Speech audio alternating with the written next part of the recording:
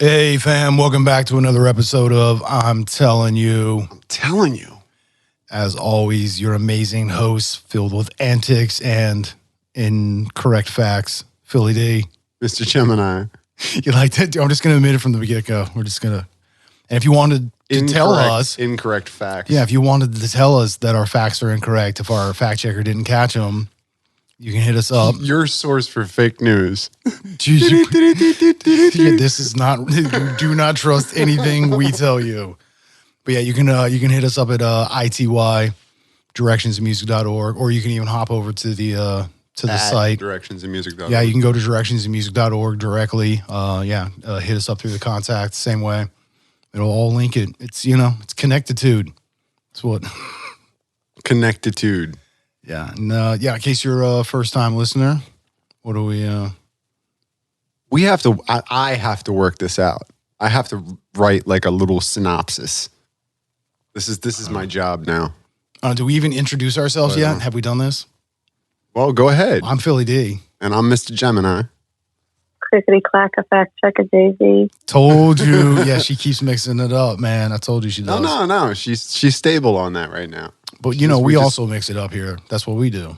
Word. Yeah. But yeah, so 30-year friendship, right? That's what you and I got. Chopping it up, just waxing intellects and non-intellects. And, I don't know, like wax off sometimes too. Some Miyagi-san. I'm not sure if I follow everything that you're saying, but Nobody does. Nobody does. All right, I think I get the gist. Yeah, we do movie quotes, dad jokes. We think are funny. Sometimes we are. But it's not just that. Like, we question, we question a lot. Reality and... Dude, we question spirituality, reality, like mathematics, science. I mean, like everything, really. And not in like a bad way where we're like trying to diminish. It's more of a greater understanding and appreciation. It's important to question, though. I mean, that's where science comes from. You have a question. You want to find the answer. Scientific method. Yeah, and that's where the scientific method was developed. It was developed for. So that we can turn facts... we can take hypotheses and... Science still gets to a point where there are things that are ineffable. And they go beyond You really just love saying that. I do. That's dope. I appreciate you trying to be intelligent and use a great vocabulary. I always think it's so interesting that even hardcore science gets to a point where they're like, I don't know. Do you believe in God? Like, why this? Why that? You can only go so far before it's like, we don't know. How's a rainbow work? How's positraction happen? Like you get down to that and you're like, I don't know. You're questioning one of the, 7 hermetic principles. They're kind of immutable. That's also what we do here. What? Yeah. What? Talk about this kind of stuff. Sure. Yeah, man. Sure. And even when we're like being serious, we're still not being serious, which I think is... Sincerely. We are definitely sincerious. I can agree to that. I've been like wearing like my shirt out and stuff, and people are like, "What is this? And I got to sincerious. It's I'm telling you, this is our show. This is what we do." And seriously, yeah, dude. Most people are just like, "I'm being serious with you." I'm like, no, sin serious. Serious is sin? No. I'm being sincere. You want us to call you nice? I'm being sincere. Not just serious. Like, man, are you serious? Yeah, I'm serious. Seriously sincere. Are you sincere? No, I'm not. Yeah, we like I could be lying and be serious. I mean, let's be honest. We make up a lot of stuff. That's why our facts are incorrect. That's why we got a fact checker. Just that is yeah. At least for me, that's for sure. Well, for being able to continue the conversation, because sometimes Yeah, because dude, honestly, without you, need a little help. Yeah, but without you, we really just we would get stuck in a loop, which is easy for us to come back around again. It just takes time, but we wouldn't really be adding a lot to the conversation at that point because we don't know what we're talking about. Like two old men in conversation. Like you're like our walker, What? We're like the two old men from the mezzanine. Remember the guys from the Muppets? The guys from the mezzanine. What is this? Oh, the hecklers. Yeah, that was I always thought of more of like Siskel and Ebert if they were like super cynical a-holes. I mean, like, that's Like the two Muppet guys in like the upper booth. I always that's forget. what we're Like, talking about. what were their names? I always forget. Let's find that. Where oh, you want to? Oh, yeah. Well, because the guys on the Muppets from the mezzanine. yeah, the two old, like they also like what do you want to call it? Trading Places? The two old white guys in Trading Places, kind of like them. Statler and Waldorf. Yep, Statler and Waldorf. That sounds about right. Those guys are a-holes, but they're funny. They are funny. It's like the last thing you want to see when you're trying to perform. Like they're just gonna heckle no matter what it is. Me personally, I'm okay with it. A lot of performers probably like, who's this guy? How would you handle a heckler? Like honest, yeah, I mean, it depends on what they're doing. But I mean, a lot of the times I just kind of ignore them. I try not to like bite back because I ain't trying to be like mean. Oh, I'm sorry, I can't hear your insult. Can you please come over here? And like, would you hand him the mic? Like, would you just probably not? You don't want to hand him the mic. You never. Well, here, talk. I'll hold it, but if you can just maybe closer. You can just kind of hold it out like that. Oh, dude, that's just. Oh, there we go. Nice. Oh, there you go. That works. Yeah. See, the TV's working for us here. Yeah, we now have a picture of Statler and Waldorf. Wait, who's who though? Which one is Statler and which is Waldorf? Can we? Really? This is where we're at right now? Sure, why not? Why not? Yeah, this is what we do here, people. I'm sorry. This is sometimes we have better content and sometimes we get UNITY. We get this. So, anyways, dude, you know what I do like? What? We did many episodes where we kind of really 100. Oh, we've done that too. But where we really started to delve into trying to understand past civilizations and the potential for lost technology.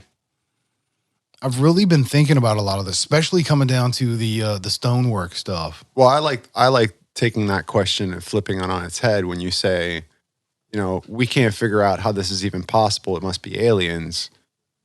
I think it does make more sense to maybe question the fact that, which it seems like in some cases, like a lot of like scientific minds aren't willing to. She's signaling. So that one's. I'm sorry, we had to go. That one's Statler. That one is Waldorf. So the shorter. That one's okay. Waldorf. The shorter one with the mustache and the white hair. Okay. Waldorf. I think like Waldorf salad. Wait, that was a hotel, right? It was a fancy, high-class hotel. The Waldorf Astoria. Yeah. Is that New York? Where is that? What are you laughing at? I'm serious. All over. I thought we were having a serious conversation. What happened? Seriously. We were having a serious conversation. What happened? Yeah, because we were talking about... You were talking about T-shirts? No. We For were... a second you were. No, back to the aliens. Well, not like aliens per se, but that's why I was like, my bigger point was more of lost technology. And I think more so in the capacity of the stonework is really what has kind of been like piquing my interest, I would say. Like Puma Punku. Well, any of it, like the tombs and like the way they made the caskets and like the stone. And it's not even the stone, but like the type that they used.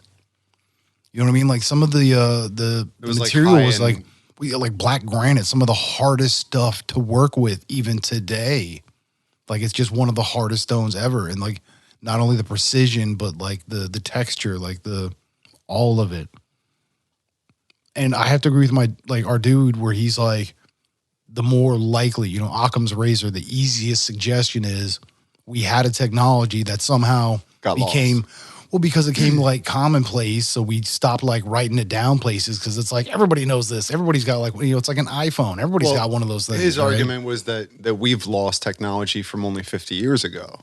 So is it so ridiculous to think that we couldn't lose technology from thousands of years ago?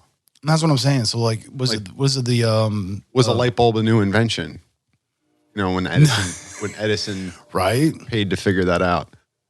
Basically. Well, because there's the there's the argument for in the tombs. There's part of the hieroglyphics. There's a spot where it looks like there's light bulbs, and the potential for they've also found as I think like some artifacts like relics and stuff where there was definitely the idea of a battery having like an anode cathode because of the way it would have been like shelled and insulated and stuff and like the separation and then Yeah, I've heard that before. so there's been solid arguments for the ability of so I mean yeah like that's a thing like yeah why couldn't a light bulb or the idea of a light bulb be Well, like, and the thing that was why is that considered new to be- technology? Why isn't that something that might have been? the thing that was considered to be an enlarged sarcophagus actually may have been a water chamber of some sort or some kind of energy storing or transmitting device. And like you were saying, where the anode and cathode went into. Yeah, exactly. So it's feasible. It's wild when you look at and some of these stories are coming up from I forget the doctor or whoever's name, but the guy who studies Eric von Daniken. No. It's a totally Graham Hancock. I'm not as big. Maybe Graham Hancock, but the Randall Carlson. the study of the base of the Sphinx and the fact that there's been like there's clear water damage, like torrential damage to the stonework, I guess. But on see, the I think outside of there's the- starting to be a lot of papers coming through where there's solid evidence that the amount of erosion could have been caused by just crazy storms over and over again. I mean, because you're talking thousands of years of Well, the scientists being pounded upon. Scientists can look at evidence like that. and know Robert that- Scooch. Now you're just making up names. I don't know. No. But the looking at Yeah. erosion patterns like that and the side of this, was it sandstone or I don't even know what it was made of. It was like a So I don't even know what the Sphinx is made of. I should probably know this, but just because You could ask her. yeah, I could. She can ask the internet. She can get on Sorry, the so interweb. the actual people you were talking about, was it in reference to a Joe Rogan episode or I mean, what is because it? there's these days? Randall Carlson, Graham Hancock, Graham Hancock, and I think. Michael Shermer. Yeah, what's The debate over the Sphinx water erosion and hypothesis. well, there was that Sure, one conversation, absolutely, because I think like what the pertinent There was data supports There was for either flooding. side is it was one, there was never the potential for flooding and all of the erosion was caused by severe storms for thousands of years. And the other one, Sandstorms, well, basically. sandstorms, rainstorms, everything, because you're also talking about coming off of like these could be from pre-ice age. But these marks not only show that it looks like there was, water damage on the surface where the rain was hitting it, but there's also water damage from like as if like a giant, front foot of the Sphinx was actually Great buried flood. in water. Well, so that's the thing though, is like, all right, so think No, about the Nile, I believe would flood annually.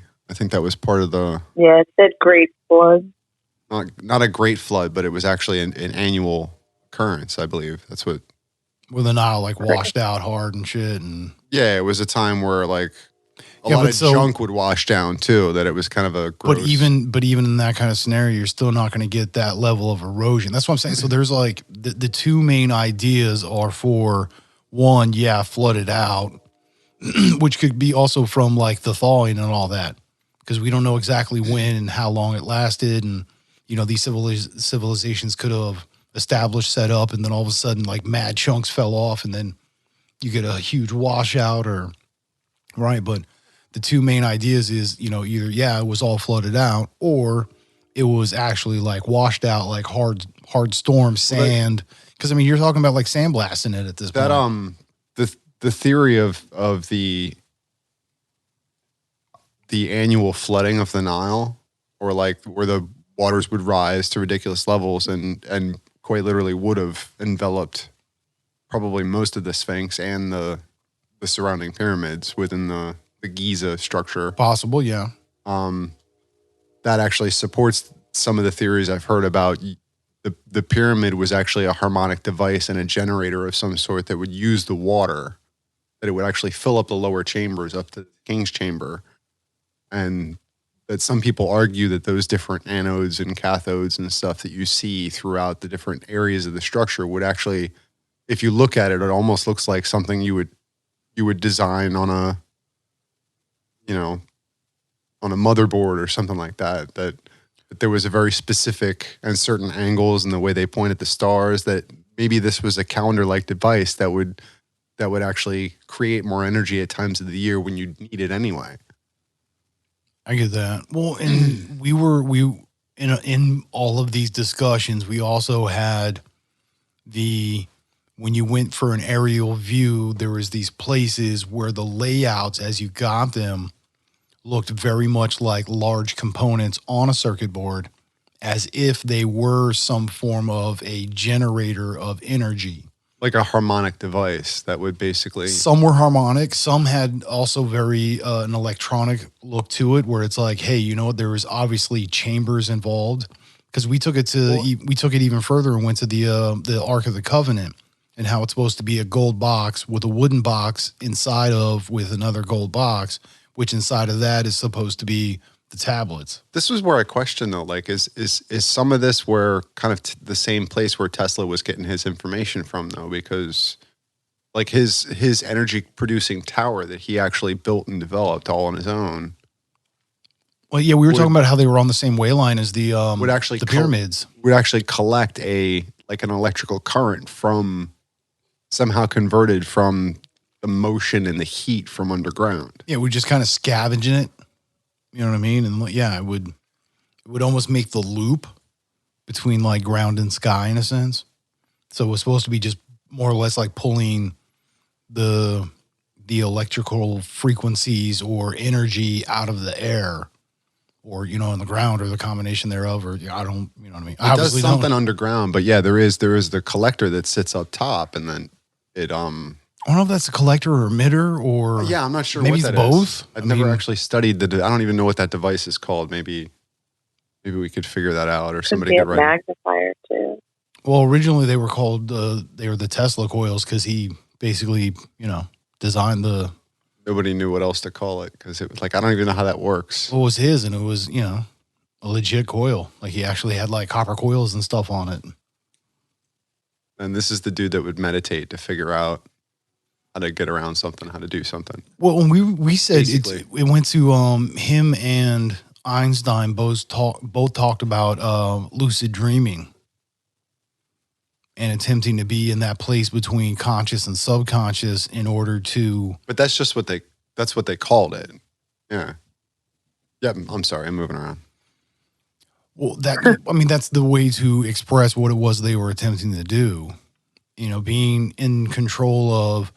You know, it's basically dropping that curtain, you know, breaking past what we would deem possible or not possible. And, you know, I think you and I have referenced it as like being able to tap into the Akashic records, as they would call it. You know, that data that just exists out in the entire universe. Like, it's just there. The way I always envisioned it, and from what I've read and whatever, that the level you're on is basically like when you get there mentally is basically like it's a blank matrix. It's a field, and you fill that field with your own personal energy. So I think we made the reference before to like a personal holodeck. Well, yeah, you're on a sandy beach in your mind, then boom, there you are. Yeah, or the like, and there's no travel time. If you want to go from one place to another, it's boom, you're there. Yeah, same as like in the Matrix when you have like the training mode. It comes to you. Yeah, you're just there. Yeah, it's like, and you're standing in the middle of all these guns. Like, what the? Dope. The jacket's like. Now I know how to fly a helicopter. I know Kung Fu. Show me. Never seen neural patterns like this. This is insane. Oh my gosh. Yeah, right. Mouse. Just go. I can't make sound effects. Sorry. You really can't.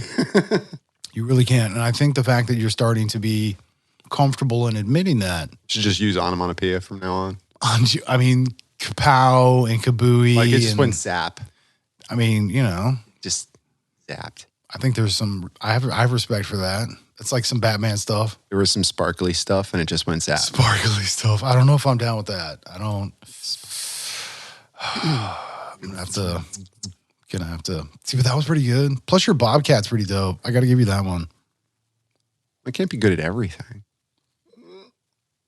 But you should be good at something. Yeah, I had to. See, they're bumping into the mic now. Oh, geez. Can't take you anywhere, guy. Yeah, this is, if this is literally the first time you're listening to this show, like, I have to apologize up front. I'd like to apologize in advance for. Dude, the last time you did that, we were like 9 minutes out from finishing. Like, I'm going to preface. And I was like, it's too late. We're done. We're wrapping this up. I'm going to preface what I can't even finish to say. But anyway. I'm so sorry about that. I apologize for his behavior. I'm just, I feel it's the responsible, polite, courteous, mature thing to do. I'm just looking out for my people. That's what I do. What people? My people. All the people. Me and the people. We the people. Like you people? What do you mean, you people? Did you say you people? Dude. What do you mean by that? I love using that line all the time. Just messing with people. They just say, like, what do you mean, you people? And just look at them real judgy like. What do you mean? What do you mean, you people? And just like, you don't even, no further response, no nothing. Just dead straight eyeball them. Just like stare into their soul and just like wait for them to respond. What do you mean? What do you mean, you people? What are you doing, Dave? He just like 2001. Dave, what are you doing? Yeah, so do you know where Hal came from? IBM. I mean, you could have paused for suspense. No, sorry, I knew that one. Wow. But no, that's an awesome. No, please finish because that's an awesome. No. History. You go right ahead. I'll be right over here. Just well, if you shift the levers. Red letter, yellow letter. Right? You should have practiced beforehand, man. See, this is why we gotta. If you shift the letters, what is it? One higher on the alphabet. One lower. Yeah, because you go from IBM to HAL. Yeah, right. So if you go from IBM down one letter, correct? Yes. Yeah, because it goes GHI. So from I in IBM, you would go down to H, and then B would go to A, and then. So for anybody that didn't know that, the M goes to L, and it becomes Hal. That's I'm Kristen Sato. Oh, I didn't know he was going to be on the show today. That's so great. How y'all doing? Dude, I told you never to let in side hug. I know. Who let side hug in again? I'm allowed to let in side hug. But I'm everybody's friend. It's right here on this clipboard. I feel like there would be posters. There used to be like everywhere. Do not allow. Yeah, key grip. Did you read this at all? Key grip. I was out getting coffee, bro.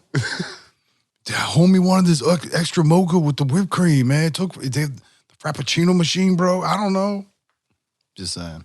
It's full of excuses. Well, that's how Side Hug would get in because, he's very polite, but he's also, he's a little shady. It kind of spooks me out. I don't like. He's Christian Side Hug. How can you? He's like one of the nicest guys in the world. No, there's just something off, man. There's something off. Every time he steps in the room, I just don't. Every time I'm sorry. Is he here? Is he here? Am I talking about him while he's here? Oh, at least you didn't get it on the mic this time. It's on my floor. For once. Yeah. We're recording in an alternate studio if you can't tell. Occasionally if you hear a train horn, hey, thanks, great. It's a live recording. This is what happens. Life goes on around us. Yeah, well, I know you hate that. When you don't I like to block that out. But when you don't edit stuff and just let it fly, this is let it flow. This is just what will happen. Slow and low, that is the tempo. This is not, I mean, Not the Fine, droids, go but the ahead. people. What? No, he's gonna do it anyways. You want to just get it out. Go ahead.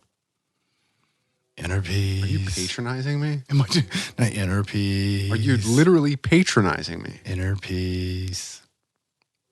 Inner peace. Imagine world peas. World peace. Cheese and rice. Yeah, I wasn't allowed to swear in my house until I turned 13. You know what I was allowed to say? What? Sucks. That sucks. You know what my response to that statement was? That sucks. I'm allowed to say sucks? Yeah, you are. Yeah, that sucks. She's like, watch it. I was like, yeah, I mean, at this point, I might just say you can keep it. And I just like walked out of the room. Suck. Dude, no, I mean, I literally was like, dude, if I can't like swear, then yeah, you can have sucks back. Like, I don't even want it's cool. that. If I got to wash my mouth that much, like, I'm out. I did it to my kid, like, right? All right, so I've always promoted appropriate speaking, right? To articulate, not even just like enunciate, and because I mean, anytime you speak to somebody, you're presenting yourself. So I've always expressed it to my daughter and like, hey, you are presenting. So you're speaking. You want to make sure you can enunciate. People need to understand you, which means you also have to have like succinct expressions. So you got to do your homework. As well as, hey, know your material, which really true to heart just means teach that, your like, 4 agreements stuff, man. in a sense, but in a practical expression. But That's dope, man. well, yeah, but in having that, it's it's afforded certain things as far as like I don't really have to. Sometimes expressing things is very easy now. You know what I mean? I don't really have to like watch her and whatnot, but like growing up when she was younger, I was very adamant about, hey, you're going to enunciate. You're going to learn how to pronounce things correctly, right? You're going to know inflection and tone, like really teach her how to speak. And as she got older and started to truly, not so much master, but become very fluent in speaking correct English, not American, but English. In doing that, it's like, hey, you can swear if you want. She's like, no, it's cool. I'm like, no, it's like, because now it's like you know how to speak correctly. You know how to speak so anybody can understand your English. You can swear it up now. You stress that twice now, but technically we do speak American. Well, I do. But I know what you're saying. I do my best to teach her. I'm not talking about slang. I'm talking about American. Yeah, I do my best to actually teach her more English than anything, plus Spanish. We still get in line. We don't get in a queue. I'm pretty sure. Well, but see, that's there. We drive on a different side of the street. But that's like British English, like Queen's English. No, like, yeah, English. Yeah. I mean, that's the heart of it, but yet. You're the heart of it. English.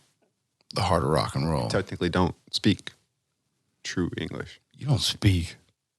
Speak American. Shut your mouth when you talk to me. Not American, but we speak American. American English. America. Scared the crap out of me. Holy, should have seen me jump. I forgot she was there, to be honest. I'm so lost in this conversation. Oh my God. Yeah, I mean, I am on my second beer. It happens. The green room, it'll get you. You try to come out and be all serious, and then you get hoodwinked from an America. Got to be all serious, and then Alabama! And then Christian Side Hug just walks up. Dude, Christian Side Hug ruined the party like a while ago, and then she just made me crap myself a little bit. And we're only halfway through the show, which means now I got to deal with this for half of a show. This is it's embarrassing. With a load in your pants? Is that what? Yeah, but it's in the diaper. Sorry. Why is the Coke on the fork? Oh. Yeah. Dirty, rotten scoundrel. Yeah, I was going to say dirty, rotten scoundrel. Are you going to tell the people? Because that's a very obscure reference. Reference.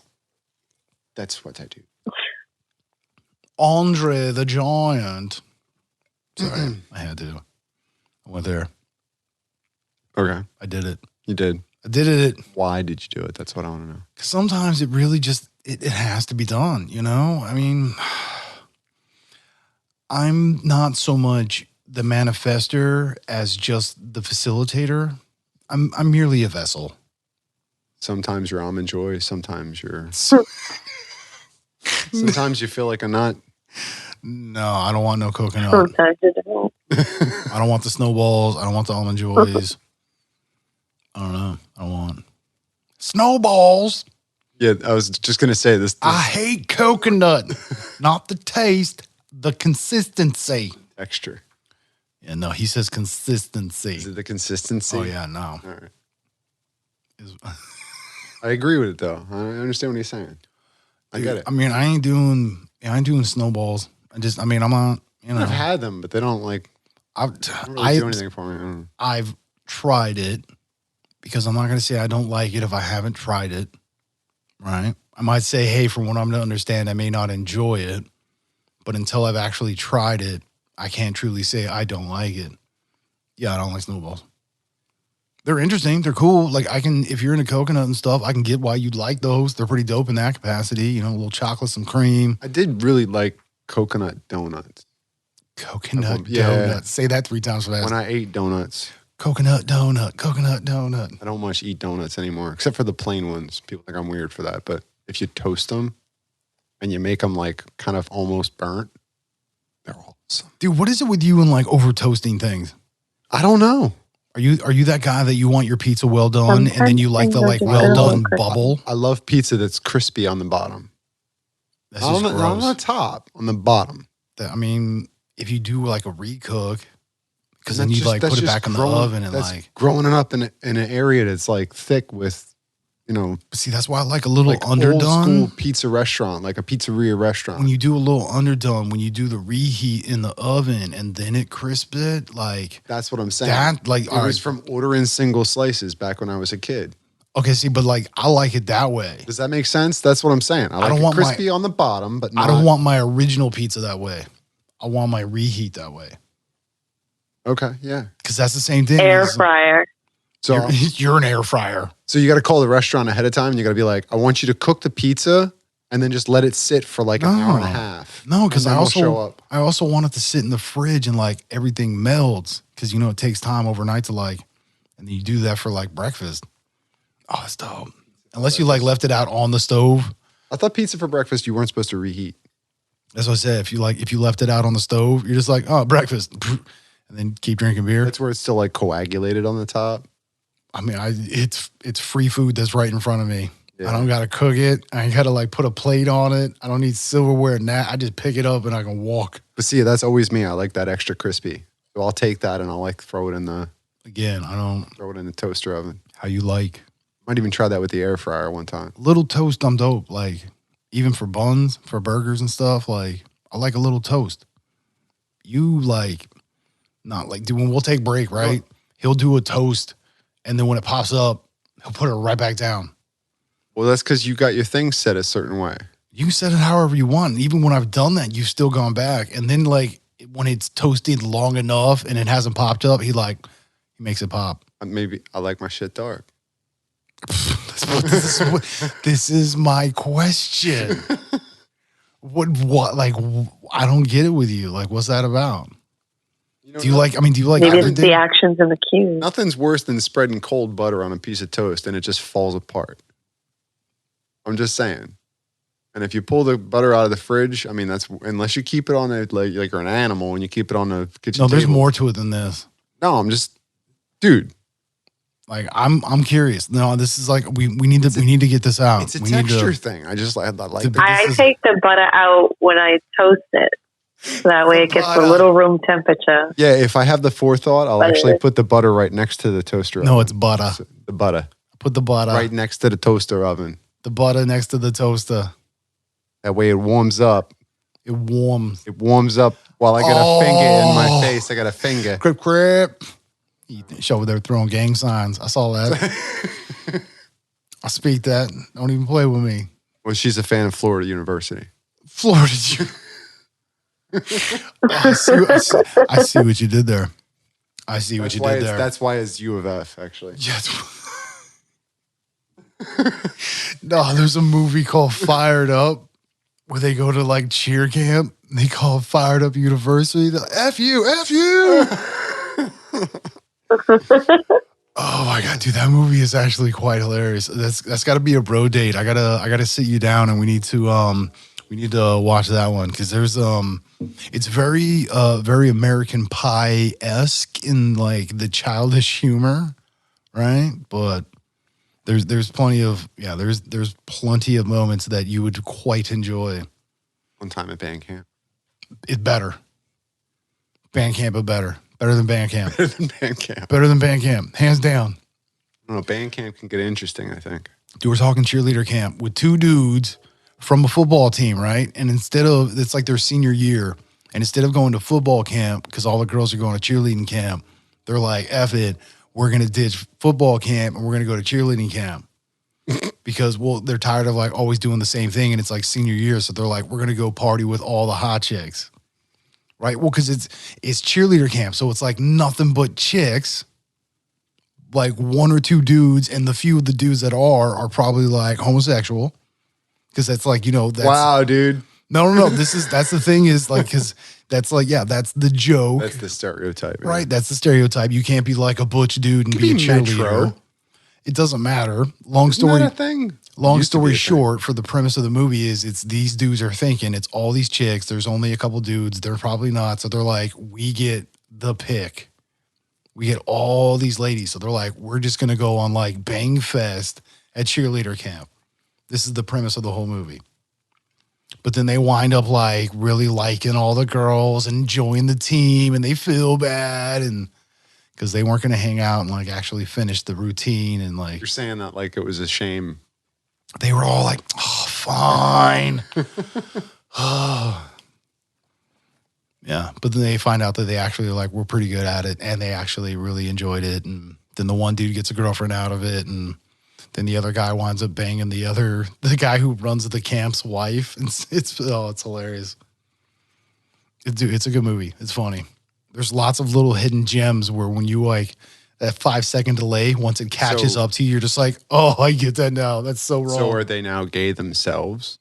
No, of course not. Is that the assumption? No, but there was everybody who cheerleads that's a man is gay, or is that the that's the stereotype, as she said. I mean, that's like that's why I was like, that's the joke, air quotes, right? Did you say that?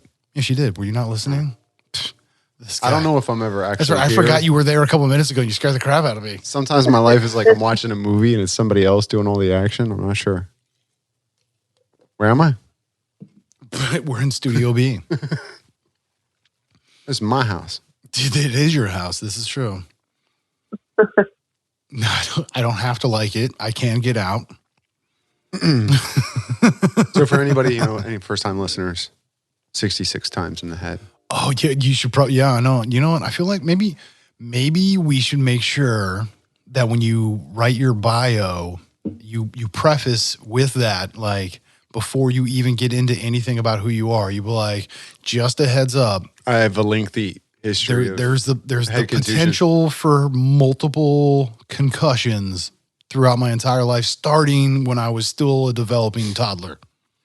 As I fell into a 55-gallon drum. If it sounds during the conversation as if I'm having a stroke. You probably are. Or a seizure. Do you smell muffins? You should get a wallet, put it in his mouth so he doesn't swallow his tongue. They tell you not to do that anymore.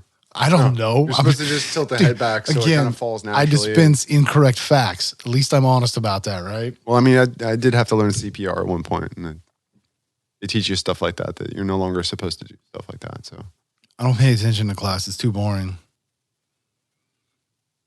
What? Okay. Wait, what happened? Why don't you call me sometime? Why don't you call me sometime when you don't have any class? Hey, Rodney. Oh, dude, you know what? I tell you what, bro. Like, I do miss me some Rodney Dangerfield. Like, for real. I could really use a new Rodney Dangerfield movie. Even when he did the Ladybugs. Remember that shit? When he did the soccer team? Yeah. And he had the freaking, the nephew or whoever. Wasn't that kind of what Will Ferrell like redid? What? In Screaming, Kicking and Screaming? Yeah. Well, there wasn't an undercover aspect. No, wow. I would say that one was more like Little Giants, but with soccer. Okay. Because Little Giants was Rick Moranis and not Craig T. Nelson. Al Bundy. Ed. Yeah, Ed. Come on, people. You're making me look bad. I'm not a fact checker. Sorry. Oh, I wouldn't want to take that away from her. I know. I remember, Ed Bundy. I got that part. Ed O'Neill. Ed O'Neill. Thank you. But yeah, no. Ed So Bundy. it was Ed O'Neill and Rick Moranis, Bundy. and yeah, they had like the Pop Warner team, and they were brothers, and Ed O'Neill was the obvious athlete because of course he was like, what was it, All State or something? Always talked about he got his bomb trophy. He did that in Married with Children, but he also played that same character basically, but less misogynistic, more kid friendly. But he was still kind of like Al Bundy, just the Less, just by a little bit, or Al Bundy. If he I vaguely remember seeing a part of that movie, but I don't. Think I ever so watched Al it. Bundy, instead of being a shoe salesman, becomes a successful car dealer, like where he owns like a nice Chevy lot and he's selling like Corvettes and stuff. Okay. So a little bit more sophisticated and grateful because he has all this stuff, and so he kind of plays it that way, I guess. But no. So it's like a Pop Warner, like the underdog team that Rick Moranis puts together. I Because he wouldn't say wants to Corvettes like are sophisticated. They're expensive. America. I don't know if I'd say sophisticated though.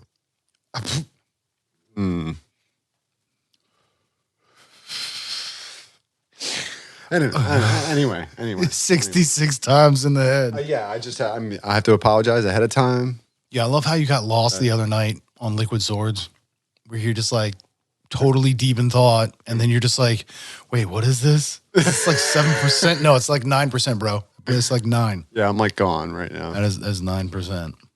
Sorry. Yeah, but dude, I only brought a 7.7 and a 5.1, man. Come on. Allow me to blame it on the beer. It's not your fault. It's the beer's fault. Wow. A 7.7. A 7? No, not a 7 like and an 7. Andre? It wasn't a 7 and 7. 7.7. 7.7. On the Richter scale. Yeah. You should make that clearer when you say it. 7.7. But weren't we saying like alcohol volume should translate into height? So that's where we got like the Danny DeVito. So the 7-footer should be Andre. It's right? That's what I was saying. Why do we measure horses with hands? That's where my... Oh my God. Dude, you have to like the fact that we're starting to quote ourselves. Dude, there's t-shirts in here. There's some sweatshirts. There's hats. I'm telling you. Bandanas. Is the thing. There's an opportunity for this somewhere. Dude, I'm telling you, golf bag. Well, it's got to start local. Yo, you were talking about like we should make like we need someone to make us a beer or something. So we can get like some shoe wear. I want our guy to make an inspired beer. I mean, that's what I'm saying is like because I'm learning how to make beers, and I just you had a really good idea about want that. to have some. I do agree. Plus, it also commemorates us and stuff. So it just gives me some homework, something I can work on. Something. Dude, and plus, we could totally drink our own beer while doing our show. Like, how awesome! That's what I'm telling you. Well, I got some coming. It'll all be ready within a couple months. Yeah, I mean, currently we do drink your beer sometimes on the show. So I mean, it's almost our beer. Oh, you didn't tell me. We're beer adjacent. I don't think you told me yet what you thought of the porter. I've yet to try the porter. I'll be honest. I am not. You haven't got to that yet? Well, I'm not a big porter fan. So for me to get to the point of wanting to try to drink one just to like try it out, like I really have to be in the mood for it. So I would do that more as like probably like a dessert beer. And I'm not really a big sugar guy, which means I'm really not often to have dessert.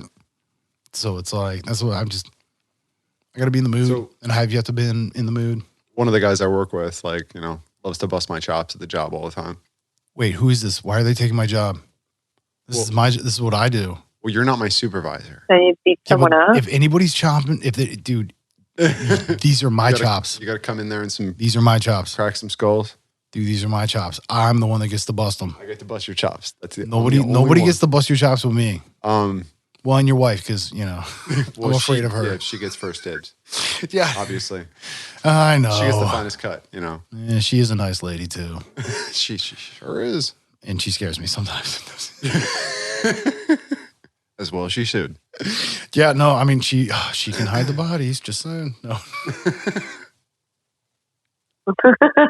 Anyhow, you're so good. You're getting really good at derailing me now. Well, because, again, we have our fact checker, which honestly, she's more of the corraler now, or at least I attempt to lean on you in this fashion. What is this look? Don't give me this. This is not the look I want. I actually forgot where we were going for a minute. Oh, I mean, because you like to, and I do it to you all the time. I know. I'm aware. That's my job, though. Well, yeah, you are the tangent man. You see, this is what happens. Like, now that he knows that you're there as corraler, like. Well, then ask her where we were at and see if she remembers, because she's supposed to be paying attention, I think. That's why I'm like, I relinquished that duty, because I'm so like. So you were talking about Rodney Dangerfield, and then that led into the cast and the giant, the Little Giants, and then you went into the beer and making the I'm Telling You beer, and the us drinking beer our own and the beer. clothing. Yeah, us drinking our own beer and all that kind of stuff. And then, the fact that I'm not really, I have yet to try your porter. That's what it was, yes. I apologize. The guy I work with, that's what I was saying. Oh, see that. Yeah, thank you. Awesome. We appreciate you. You're the best. So the one night I don't work Thursdays, and I realized what time it was, and it was right after closing time, and they usually gather on Thursday. I just call it Thirsty Thursday. I don't know what they call it, but they gather together and they'll just kind of like sample. They probably have about a beer and a half, and then they go home. Like, that's just their thing, like on Thursdays. And I was like, I just messaged him real quick when I realized it was after closing time. And I was like, oh, if you're still there and you guys are hanging out, I was like, one of my beers is in the fridge. And he tried it, and then he asked immediately, like minutes later. I was like, wow. I must have had the perfect timing or something. Because he got back to me right away, and he's like, what's in that? And when I told him that it had, chocolate and vanilla in it, and he was like, normally I don't like beers with chocolate and vanilla, but that is something I would drink. And I was like, oh, okay, cool, that's nice. But yeah, I call it my holiday porter. I think I went overboard. But overboard with what? I put in, everything was in the boil, so I put in during the boiling process. So when you do the hops and all that stuff. So after you get the malt soaked and you get all the sugars out of it, and then you start to boil. Then I threw in cinnamon and wait, that chick that we know? No. Now you just making. Oh, not that cinnamon. My bad. Anyways, you were saying, so it's boiling. You throw in cinnamon. Cinnamon. You remember we used to blow bubbles when we were vanilla bean, right? And you're just like listing strippers right now. There was cinnamon, vanilla bean, and is it cacao? Like the seed? Well, so remember what our dude said? It depends on how it's spelled or where its origin is. Would change it whether it would be either cocoa or cacao.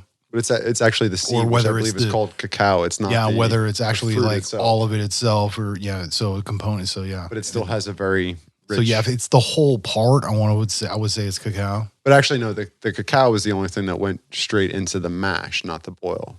I honestly don't know what you're saying right now. All I know is there's a pot boiling. You're throwing stuff in there. So all right, when you make a beer, you have strippers' names. When you make a beer using all grain, right? You have to put the grain into water that's somewhere between, like, I don't know. Normally it's about 150, 152 degrees. And 220, 221, whatever it takes. What that's doing is that's pulling the starches out and starting the conversion process to turn those into sugars so that they're edible for the fermentation process. So it's very specific temperatures and everything when you do your mash. But then you take all that grain out of the mash, and then at some point you start to boil. Is it And Is it the monster mash? The boil is the time when you add your bittering hops and your flavoring hops. And then after that, if you want to go further, you would do your dry hops. I want to do the monster mash. You're really... I'm sad now that I can't monster mash. I don't even know where am I? Dude, you're talking about hops and the boiling and the correct temperatures, and then you pull the stuff out of the mash. You unmash the mash. Okay. That's where you were at. That's where I was at. Well, yeah. Yeah. Because you were talking about like the different hops with the So temperature. all that other stuff, the cinnamon and the vanilla and all that I threw in back to the strippers during the boil. You're sidetracking me at this point. I boiled the strippers. You boiled. That's what I'm saying. I knew it. I got him to admit it. I knew it. It's my interrogation technique. I don't even know what just happened. You admitted to the truth. Perpetrated all sorts of foul acts. I boiled vanilla bean. You pervert! Help! It hurts!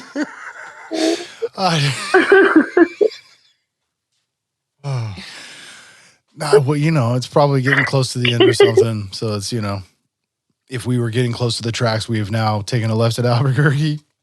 I guess that's just the way it goes. So anyways, so you took a compliment from him and he, that's not really his style, but he was like, he said I would drink this. So he still appreciated it for what it was. And I don't know if he was just being kind. I would assume he was being honest. There's no reason to.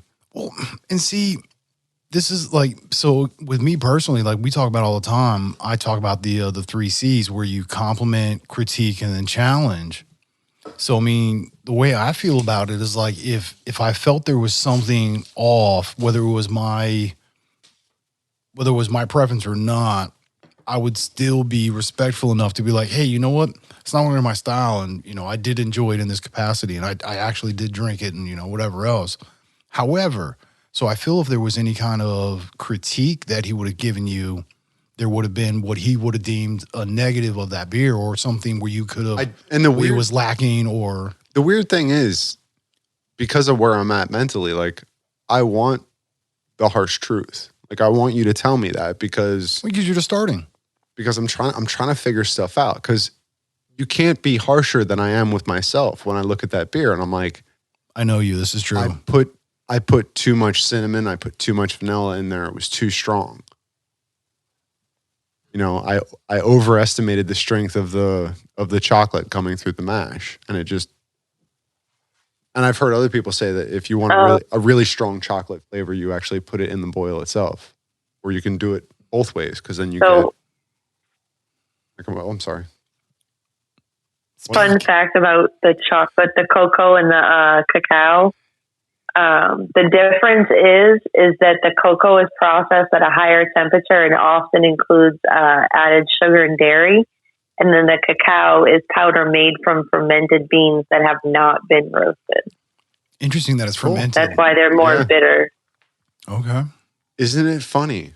Because every time you say the word, every time you use the word fermentation, you're talking about some kind of a yeast, right? Generally. I'm asking. And a yeast is a fungus. I'm just saying. He's a fun guy to be with, that's for sure. Isn't it funny how I'm just saying how fungus permeates every aspect of our lives, including our bodies. Go ahead, say the word. Fungus. No. What? Mycelium. Mycelium. Mycelium, not yours. It's not your cilium. It's mycelium. It's mycelium.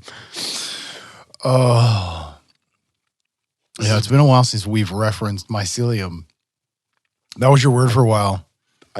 It was. That was your word for a while. Be honest. You can own it. It's a safe space right here. This is a tree of trust. You're in a loving place. It's that mushroom guy I was researching. I'm going to get him to admit to more stuff. Shh, don't tell him. What? What do I know? I'm gonna say it again. There's just something about fungus. It's just fascinating.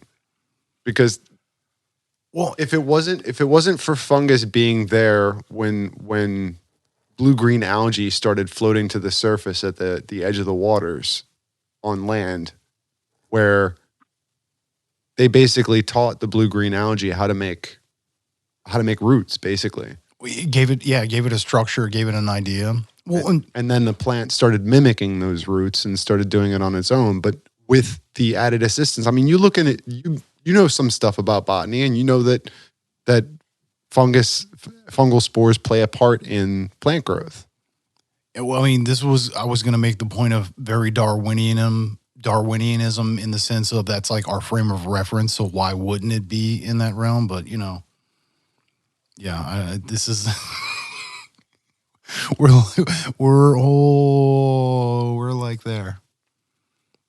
We can't talk about this anymore. Well, it is. I mean, it's time. Like we can. Can't get into this because it means if stop. we get into this, it's gonna be like a minute and a half. Well, I was just referencing because we've had past conversations. That's what I'm saying. It's been a while since we brought that up. That's why I said I just had to say that again. That one how of those about things this? that just fascinates me because Homework. Let's read up on the idea of ancient technologies, ancient civilizations, and mycelium networks. There's no correlation here. You're just saying two different things. But no, that's what I'm. Oh, together. Yeah, the development of us through time, as it would with those components, and how it could have influenced. And this is maybe even like social networks mimic that of a mycelial network. It all does. I mean, because I took it to what was Avatar with how they have like the neural network is their fungal network, and I don't know. Oh yeah. So saying the entire planet was connected at that point, and that it could communicate with them. Yeah, the animals, all of the creatures, all of the. Wasn't it interesting that they used a tree in reference to how to connect to the elder spirits and stuff like that? That they were talking about a tree. Yeah, the one specific one, which was very much like Ferngully Last Rainforest. Right? I loved them. They were both. They were great. They're just. But yeah, no, it is. Yeah, it literally is time to go. I know. That's why I was like, we gotta wrap it up. What's get the sound going in the background? Like they start putting the lights up. Why is he waving his hands at me? I don't know, because it's time to go, bro. The lights are going on and off. I don't understand what's happening. This is I'm Telling You, and if you want to reach out to us, again, ity@directionsinmusic.org, or hit us up on the site, directionsinmusic.org, straight up. Hit us up through the contacts, reach out to us. Billy D at directionsinmusic.org or... Yeah, Gemini, directionsinmusic.org. But yeah, so I'm Telling You, this is Philly D. Mr. Gemini. It's JD. Yeah, we appreciate you for stopping by, and we'll see you again soon, fam. Love you. Much love. Be good to yourself. Be good to everyone else. Word. Peace. Peace. Peace.